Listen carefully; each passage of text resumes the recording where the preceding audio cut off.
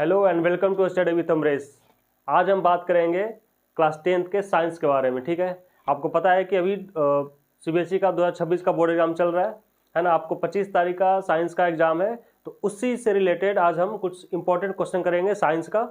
ठीक है, खास करके एमसीक्यूज करेंगे। बहुत इंपॉर्टेंट क्वेश्चन है जो आपके एग्जाम में मोस्ट प्रोबेबली आ सकते हैं। ठीक है, तो आइए प्रैक्टिस करते हैं। आप बोर्ड पर देख सकते हैं, हमारा पहला क्वेश्चन है, ये फिजिक्स का क्वेश्चन लिया गया है, एमसीक्यू टाइप का ये क्वेश्चन है। क्वेश्चन है कि for a ray of light passing through a glass slab the lateral displacement was correctly measured as. ये हमारा ग्लास स्लैब दिया हुआ है, इसमें ये रिफ्रैक्शन दिखाया गया है कि लाइट यहाँ से चल के आया और इधर इस फाइनली इस वाले सरफेस से बाहर निकल गया है। तो इस प्रोसेस में जो लेटरल डिस्प्लेसमेंट है, देखिए यहाँ पे पूछा है ना लेटरल डिस्प्लेसमेंट, तो लेटरल डिस्प्लेसमेंट कौन सा है? ए बी है, ऑप्शन 4 दिया हुआ है, A B P Q C D और पी आर। ठीक है, तो देखिए लाइट हमारा यहाँ से इंसिडेंस हुआ है, ठीक है, और ये जो नीचे वाला जो रे आपको दिख रहा है ना, रे ऑफ लाइट, ये पहले यहाँ आया नॉर्मल में एयर से, ये बाहर हमारा एयर है, अंदर में हमारा ग्लास है। तो लाइट जैसे एयर से ग्लास में इंटर किया, ये बेंड हुआ नॉर्मल की तरफ, और फिर ये ग्लास स्लैब से बाहर निकलते उसमें फिर नॉर्मल से दूर चला गया है। और ये जो हमारा एक दूसरा लाइन है ऊपर वाला उधर वाला है ना, वह सीधा चल के इधर तक आया है। तो लेटरल डिस्प्लेसमेंट का मतलब होता है बच्चों कि जो लाइट हमारा रिफ्रैक्ट होकर आया है और जो रे ऑफ लाइट स्ट्रेट चल के आया है ना, ये हुआ कि रिफ्रैक्टेड रे है और ये हमारा स्ट्रेट लाइन है, दोनों के बीच का जो डिस्टेंस होगा ना, ये हमारा होगा सी डी, और यही हमारा होगा लेटरल डिस्प्लेसमेंट। ठीक है, यानी डेविएटेड रे एंड ओरिजिनल रे, जो डेविएटेड पाथ है लाइट का और जो हमारा ओरिजिनल पाथ है उसके बीच का जो डिस्टेंस होता है उसी को बोलते हैं लेटरल डिस्प्लेसमेंट, कि लाइट हमारा अपने ओरिजिनल पाथ से कितना दूर डेविएट कर गया। ठीक है, तो ओरिजिनली वो इसको आना चाहिए था इधर, लेकिन वो चल के आया यहाँ पे, है ना, मतलब बेंड होकर इधर आया है। तो ये अपने ओरिजिनल पाथ से ये सी डी का जो डिस्टेंस है ना, ये इतना डिस्टेंस वो डेविएट कर गया है। तो हमारा जो लेटरल डिस्प्लेसमेंट होगा ये हमारा हो जाएगा ये C D. Option number C is correct. ठीक है, ये हमारा, आप ठीक से समझिए, ये हमारा ओरिजिनल पाथ था, लाइट को सीधा स्ट्रेट ऐसे आना चाहिए था डी पे, लेकिन ये बेंड होके दो बार बेंड किया, एक यहाँ पे फिर यहाँ पे, और ये हमारा आ गया सी पे।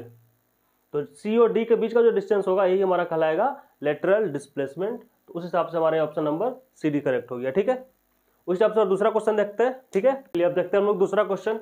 ये भी एक फिजिक्स का क्वेश्चन है ना, आपका लाइट वाले चैप्टर का क्वेश्चन है। क्वेश्चन हमारा क्या कह रहा है? A student traces the path of ray of white light through a rectangular glass slab and makes the angle of incidence, refraction and emergence। ठीक है, एक बच्चे ने एक्सपेरिमेंट किया है, उसमें ये ग्लास स्लैब से होता हुआ एक लाइट को पास कराया गया, व्हाइट लाइट को। तो इसमें एंगल आई यानी रिफ्रैक्शन, इंसिडेंस और इमर्जेंस, ये 3 एंगल बना हुआ है। ठीक है, आपसे पूछा गया है which angle or angles have not been marked correctly. इस डायग्राम में जो एंगल दिख रहा है आपको, कौन सा एंगल करेक्टली मार्क नहीं, यानी करेक्ट नहीं बना हुआ है। ठीक है, आई, आर और ई, ये 3 एंगल है हमारा, इंसिडेंस का, रिफ्रैक्शन का और इमर्जेंस का। ये तीनों में से कौन सा एंगल सही जगह पे नहीं है ना, उसको बताना है। ऑप्शन हमारा angle I only, I and R, angle R and E, and angle I and angle E. इन चारों में से कौन सा सही होगा? तो देखिए, ये हमारा जो ग्लास स्लैब है, ठीक है, हम जानते हैं कि ये जो हमारा इंसिडेंट रे है, ठीक है, ये जब और ये हमारा नॉर्मल है, तो जो एंगल ऑफ इंसिडेंस बनता है वो हमेशा इंसिडेंट रे और नॉर्मल के बीच बनता है ना। यानी एंगल हमारा यहाँ बनना चाहिए था, यहाँ बनना चाहिए था एंगल आई, लेकिन एंगल आई कहाँ पे? इस सरफेस ग्लास स्लैब के साथ बना हुआ है। तो आई हमारा जो है ना, ये गलत मार्क किया हुआ है, ये आई यहाँ पे नहीं होगा। आई कहाँ होगा? आई यहाँ होना चाहिए था। Angle of incidence is always measured between the ray of incidence and normal. ठीक है, तो ये हमारा गलत हो गया। दूसरा आर तो ठीक है, हमारा नॉर्मल और रिफ्रैक्टेड रे के बीच में रिफ्रैक्टेड एंगल ऑफ रिफ्रैक्शन होता है। तीसरा जो ई है हमारा, ई देखिए, ई भी अगेन वहां पे होना चाहिए था जहां पे नॉर्मल होता है। एंगल हमेशा नॉर्मल के साथ ही बनता है, चाहे वो इंसिडेंस एंगल हो, रिफ्रैक्टेड एंगल हो या हमारा एंगल ऑफ इमर्जेंस हो, कोई भी एंगल हमेशा नॉर्मल के साथ बनेगा। यहाँ पे देखिए नॉर्मल यहाँ पे है ना, और ये रे हमारा ये है, तो एंगल ये होना चाहिए था, ये भी हमारा गलत हो गया। ठीक है ना, अगर यहाँ पे ई होता तब हमारा सही होता। तो कौन कौन सा गलत है हमारा? आई और ई ये दोनों गलत है। अब ये ऑप्शन के हिसाब से एंगल आई इज ओनली, नहीं आई के साथ ई भी तो है, angle I and R, R तो खैर सही है, ये तो हमारा सही है, सिर्फ आई और ई गलत है, ई गलत है, तो आर और ई नहीं होगा, ये ऑप्शन नंबर डी सही होगा हमारा, है ना। Angle I and angle E, these two angles are not correctly marked, है ना। आई यहाँ पे होना चाहिए था और ई इधर होना चाहिए था।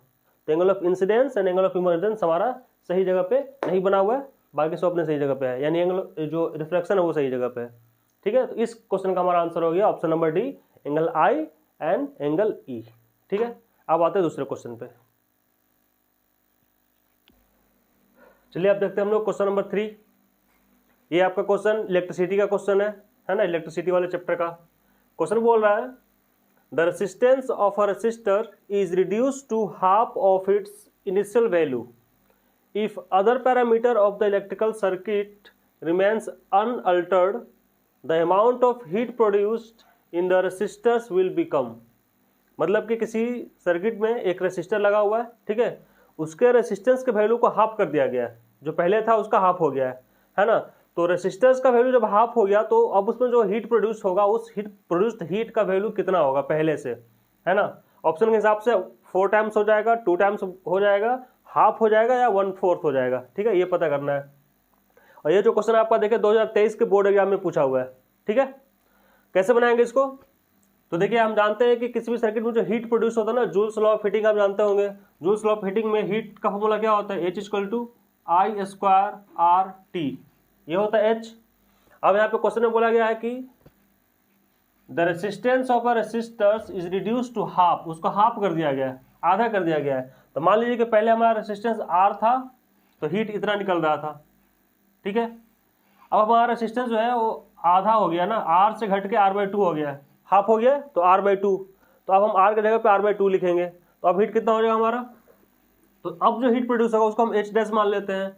H' इक्वल टू क्या होगा, I², अब R की जगह पे R नहीं लिखेंगे, R की जगह पे R/2, है ना, R का हाफ लिखेंगे, तो R/2 और ये हमारा T, ठीक है।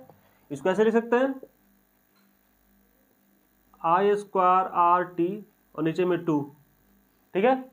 ये हमारा तो पूरा का पूरा क्या है, H है, पहले वाला से देखिए ये है ना, तो हो जाएगा H/2, तो H' का वैल्यू होगा वो H/2, और H/2 का मतलब क्या है कि पहले का, हाँ पहले H का ना, पहले हमारा जो हीट निकल रहा था वो हीट था H, अब क्या होगा उस H का हाफ हो जाएगा, आधा हो जाएगा।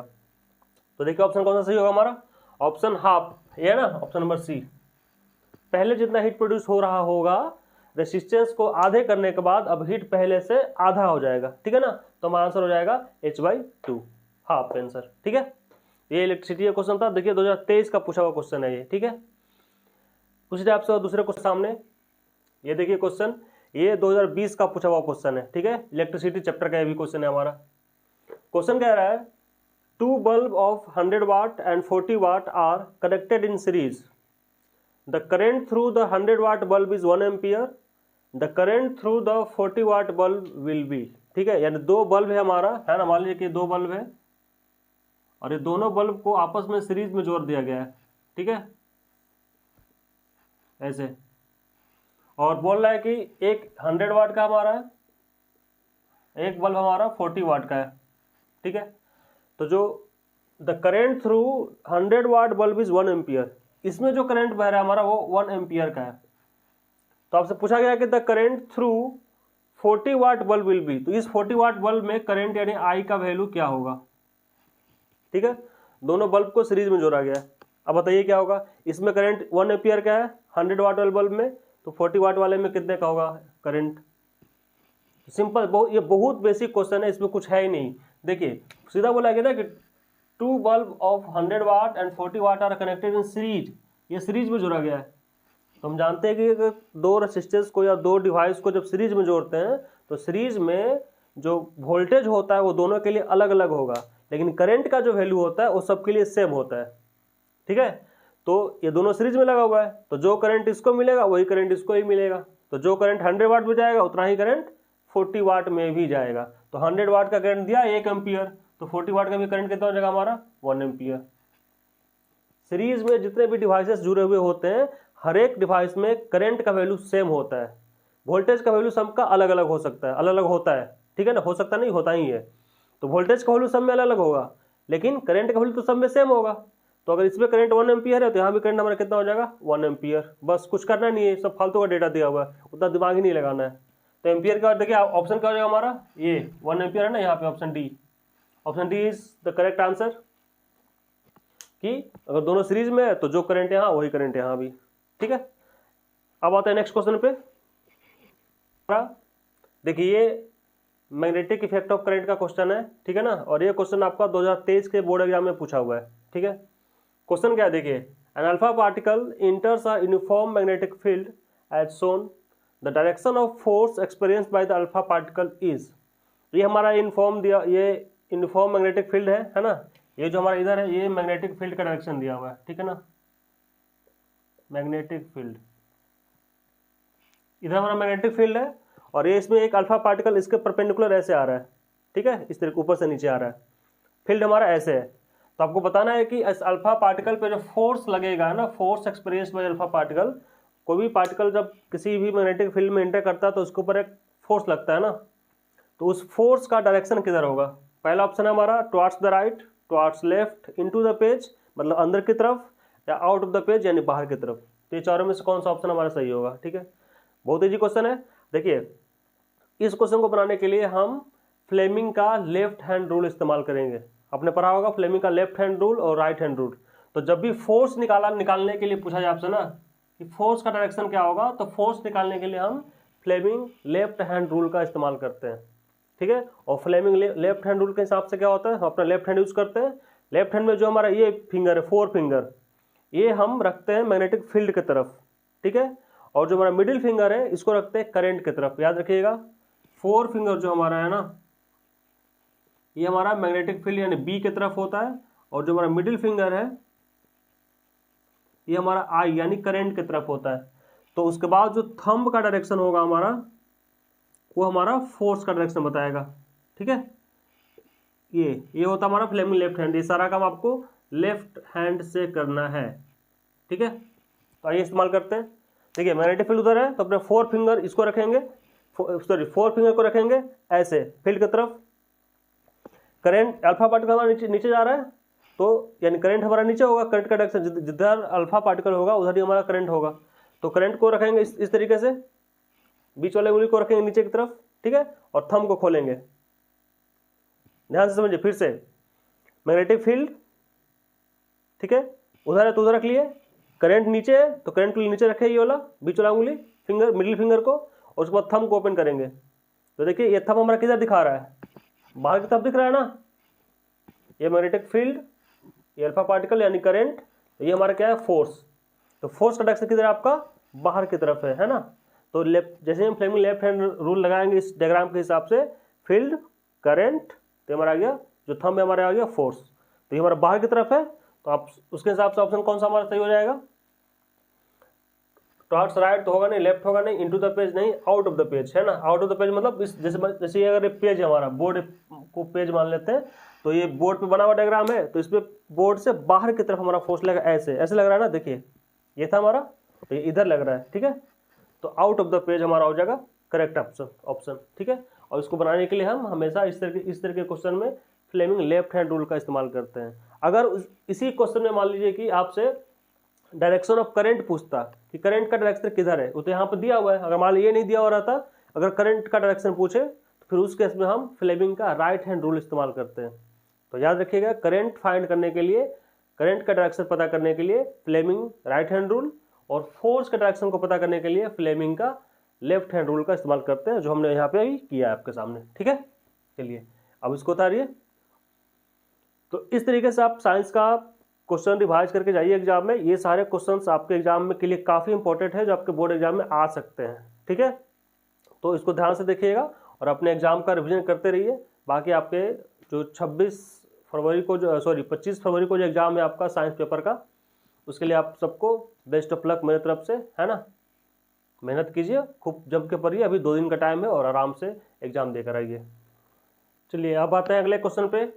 ये हमारे आपके सामने फिजिक्स का क्वेश्चन है। देखिए, the radius of curvature of a converging mirror is 30 centimetre at what distance from the mirror should an object be placed so as to obtain a virtual image. तो सबसे पहले देखिए कि मिरर कौन सा दिया हुआ है, कन्वर्जिंग मिरर है। Converging mirror means concave mirror है ना, ऐसा वाला मिरर, कनकेव वाला, ये ठीक है, ये आपका कनकेव मिरर दिया हुआ है, हमने बना लिया। ये उसका प्रिंसिपल एक्सिस है, यहाँ पोल हो गया, यहाँ आपका फोकस, यहाँ आपका मान लेते हैं सेंटर ऑफ कर्वेचर है, ठीक है। और इसका रेडियस ऑफ कर्वेचर दिया आपका 30 सेंटीमीटर, यानी जो आर का वैल्यू है, आर इक्वल टू दिया हमारा 30 सेंटीमीटर। और हम जानते हैं आर कहाँ से कहाँ तक होता है, पोल से लेकर सेंटर का जो डिस्टेंस होता है वही हमारा होता है रेडियस ऑफ कर्वेचर, यानी ये आपका दिया हुआ है 30 सेंटीमीटर, ठीक है। पूछा at what distance from the mirror should an object be placed so as to obtain a virtual image. ये देखिए है ना, आपको वर्चुअल इमेज बनाने के लिए ऑब्जेक्ट को कहाँ रखना पड़ेगा। तो बताइए, ये कनकेव मिरर के केस में आपने पढ़ा होगा, टोटल 6 पोजीशन हम लोग पढ़ते हैं कि 6 अलग अलग पोजीशन पे ऑब्जेक्ट को रखते हैं, तो कनकेव मिरर के केस में अलग अलग इमेज बनता है। तो आप याद कीजिए लास्ट वाला पोजीशन, जब हम ऑब्जेक्ट को पोल और फोकस के बीच में रखते हैं, है ना, जब ऑब्जेक्ट हमारा यहाँ रहेगा ना पोल और फोकस के बीच में, तो जब इसका रे डायग्राम बनाते हैं तो उस केस में जो इमेज बनता है हमारा वो बिहाइंड द मिरर जाके बनता है, और जो हमारा वर्चुअल इमेज होता है। बाकी सारे जो 5 केस है, इन्फिनिटी से लेकर के आपका फोकस तक, उन सारे केसेस में इमेज हमारा कहाँ बनता है, इमेज हमारा इसी साइड बनता है ना, मिरर के लेफ्ट साइड में बनेगा, और सारा रियल और इन्वर्टेड इमेज होता है। सिर्फ एक हमारा ऐसा केस है जब हम ऑब्जेक्ट को P और F के बीच में रखते हैं तो हमारा वर्चुअल इमेज बनता है। तो क्वेश्चन में यही पूछा है कि वर्चुअल इमेज बनाने के लिए ऑब्जेक्ट को कहाँ रखना पड़ेगा। तो वर्चुअल इमेज बनाने के लिए कनकेव लेंस के केस में आपको ऑब्जेक्ट को पोल और फोकस के बीच रखना पड़ेगा, ठीक है। तो अब देखिए इसका रेडियस ऑफ कर्वेचर 30 दिया हुआ है, तो फोकल लेंथ कितना हो जाएगा, एफ इक्वल टू जानते हैं r/2, रेडियस का आधा होता है, तो ये हमारा 30/2 यानी 15 सेंटीमीटर हमारा हो गया फोकल लेंथ, ठीक है। यानी यहाँ P से लेकर F तक का जो डिस्टेंस है ये हमारा हो गया 15 सेंटीमीटर, ठीक है। और ऑब्जेक्ट को हम इसी P और F के बीच में कहीं भी रखेंगे, तो P से लेकर F तक के बीच में, यानी यहाँ हमारा यहाँ से लेके यहाँ के बीच में कहीं भी रख लीजिए, है ना, तो हमारा जो इमेज बनेगा वो हमारा वर्चुअल इमेज बनेगा। यानी 0 से लेकर के 15 के बीच में रखेंगे, क्योंकि यहाँ से आगे तो फिर 15 से 30 हो जाएगा ना, ठीक है। तो आइए ऑप्शन देखते हैं कौन सा है। इन्फिनिटी पे रखेंगे, नहीं, इन्फिनिटी पे रखेंगे तो भैया हमारा जो इमेज है फोकस में ही बन जाएगा, रियल बनेगा वो। 30 सेंटीमीटर पर रखेंगे, नहीं, यानी 30 सेंटीमीटर यानी सेंटर पर रखने के लिए बोल रहा है, वो भी हमारा रियल ही बनेगा। बिटवीन 15 सेंटीमीटर एंड 30 सेंटीमीटर, यानी 15 से लेके, यहाँ से देखिए ना, 15 से लेके 30 के बीच में, तो यहाँ भी रखेंगे, तो इसके बीच में भी कहीं रखेंगे तो हमारा रियल इमेज ही बनेगा। वर्चुअल सिर्फ एक ही केस में बनेगा, वो कौन सा है हमारा P और F के बीच में, उसके लिए कौन सा है, बिटवीन 0 एंड 15 सेंटीमीटर। यानी यहाँ पे पोल का डिस्टेंस 0, और जैसे आगे बढ़ेंगे यहाँ तक आएगा 15, तो 0 से लेकर 15 के बीच में कहीं भी रखेंगे ना P और F के बीच में, तभी हमारा वर्चुअल इमेज बनेगा। तो उस हिसाब से हमारा ऑप्शन हो जाएगा, ऑप्शन नंबर डी सही हो जाएगा, ठीक है। 15 सेंटीमीटर से कम में रखेंगे हम ऑब्जेक्ट को, तो जाकर उस केस में हमारा वो ऑब्जेक्ट P और F के बीच में आएगा, और तब हमारा इमेज वर्चुअल इमेज बनेगा, ठीक है। तो इस तरीके से क्वेश्चन आपके एग्जाम में आ सकते हैं। बहुत ईजी क्वेश्चन है, बस थोड़ा सा आपको बेसिक अपना क्लियर रखना है, बाकी सारे क्वेश्चन आपसे इजीली बनेंगे, ठीक है। तो आप एग्जाम में जाइए, बिल्कुल घबराने की बात नहीं है, आप ईमानदारी से मेहनत से पढ़ाई करके जाइए और आप अच्छे से अच्छे मार्क्स स्कोर करेंगे, ये हमारी आपके साथ वेल विशेष है, ठीक है। I wish you all the best for your upcoming exam on 25 फरवरी, जो 25 फरवरी को साइंस का पेपर है CBSE बोर्ड का, ठीक है। चलिए मिलते हैं फिर अगले वीडियो में, तब तक के लिए आप हमारे चैनल को देखते रहिए, सब्सक्राइब करते रहिए और लाइक करते रहिए, ठीक है। फिर मिलते हैं क्लास 10th के अगले वीडियो में। Thank you so much.